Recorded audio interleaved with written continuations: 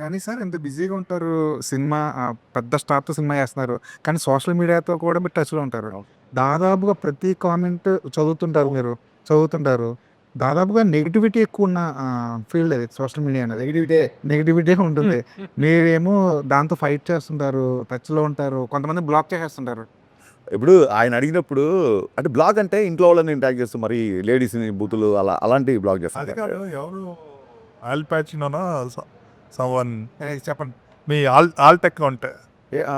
ఏ నా ఇంటర్వ్యూ మీరు last all batch అసలు ఆ అబ్బాయి ఎవరు ఏంటి నాకు అర్థం ఎవరో మీ ఐ డోంట్ నో అపరిచితులా మీకు తెలియకుండానే మీరు నేను అసలు అంటే చాలా బూతులు మాట్లాడుంటా సార్. నేను అసలు అతన్ని ఎంకరేజ్ చేయను. బట్ ఇంకా అసలు నాకు అర్థం కాదు. Out of control. హార్డ్‌కోర్ నా ఇప్పటికి నా డౌట్ ఏంటంటే మన చాలామంది స్టూడెంట్స్‌కి ఎవరైనా ఇట్లా రెఫరెన్స్ వచ్చి అబ్బాయి బాగా చదువుతున్నాడు.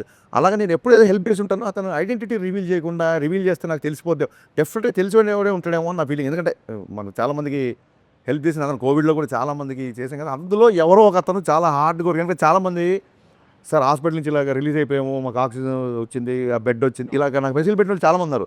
అందులో ఎవరికో ఏదో మంచి హార్ట్ ఫెల్ట్ హెల్ప్ ఏదో జరిగింది. అతను ఒక మూఢంగా ఒక మూఢ భక్తుల్లాగా వెనకాల పడ్డాడని నా feeling. Try to control him అంటే డెఫినెట్.